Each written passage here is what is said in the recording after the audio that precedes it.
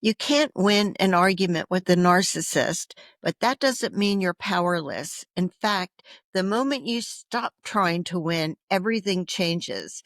Today, we're going to talk about what really happens when you argue with the narcissist and why it feels impossible, how they twist the rules, and most importantly, what you can do instead. And here's something I want to say right up front.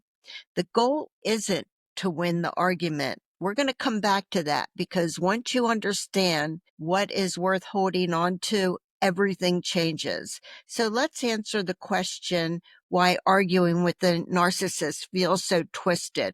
With the healthy person, arguments may be uncomfortable, but they have a goal: understanding, resolution, repair, coming to a compromise. But with the narcissist, the goal is completely different. They don't argue to try to better understand you or to get a point across. They argue to dominate. They need to control the narrative, control the emotional tone, to control you.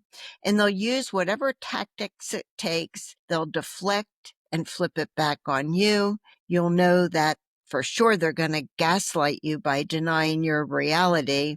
And they'll project and accuse you of the very things that they're doing, won't they? Before you know it, you're in the middle of a circular conversation filled with interruptions, word salads, and designed to wear you down.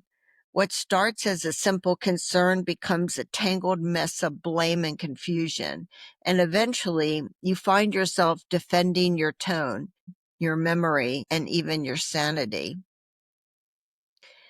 Arguing with the narcissist is like being asked to play chess on a board that's constantly shifting. The rules change the second you start to win. What you don't want to do is take the bait, because when you do, when you try to reason, explain, defend yourself, it almost always backfires. You walk away feeling exhausted. You question what happened. You replay the conversation in your mind over and over again. And sometimes you even find yourself going back to apologize for something that was not your fault.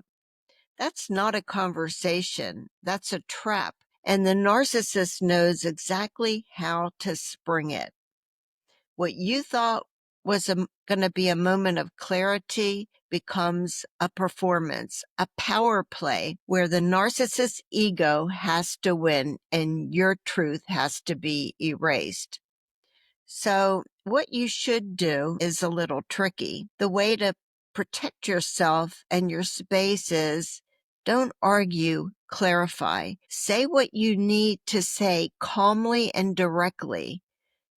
You can say something like, I'm not debating this. This is my decision. Use the broken record technique if you have to. Repeat your position calmly and without getting pulled off course. Detach yourself emotionally because they want you to engage, because they will use that as their fuel. They want your reaction. When you stop reacting, the game loses its power. So be calm and non-reactive. Be boring if you have to. Give them nothing to feed on. Keep your conversations brief, neutral, and only to what is necessary to say. Sometimes the most powerful thing you can do in response to all the chaos is to walk away from it. And above all, the healthiest way to argue with a narcissist is not to argue at all. It's to stand in your truth without inviting a war.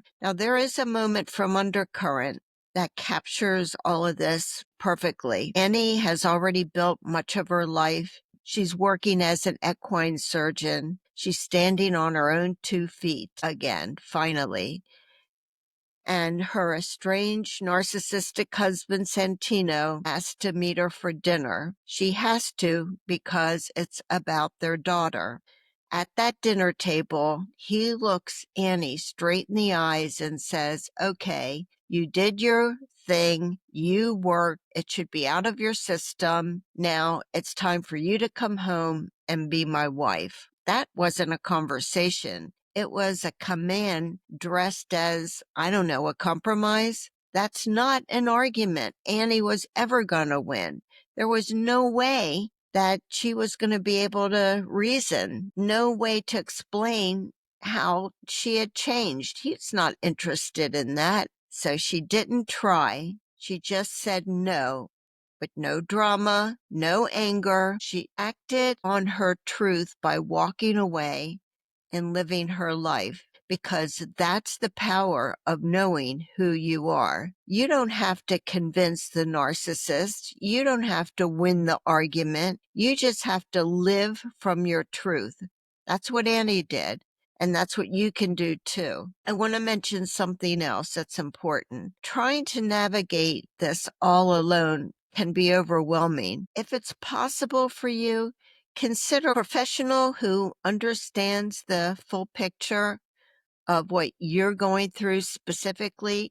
They see the patterns pretty clearly, even if you can't. And sometimes just having someone safe to lean on can make a big difference. You shouldn't have to carry this alone, and you weren't meant to. I want to drive home the fact that if you have argued with a narcissist in your life, and my guess you have, and it hasn't gone so smoothly or calmly, it doesn't mean that you're weak. It means that you believed in reason. You had hoped that they would meet you halfway, and that is your good heart talking. But going forward, protecting your peace, you're going to find your strength there. And sometimes silence is the loudest answer.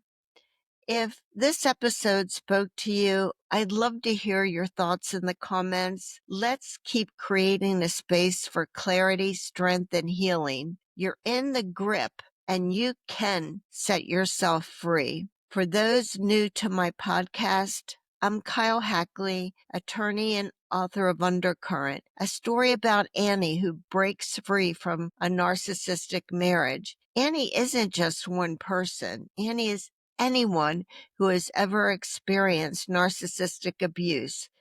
And Are You Annie is a space to hear you, validate you, and to walk this healing journey with you. You're not alone here.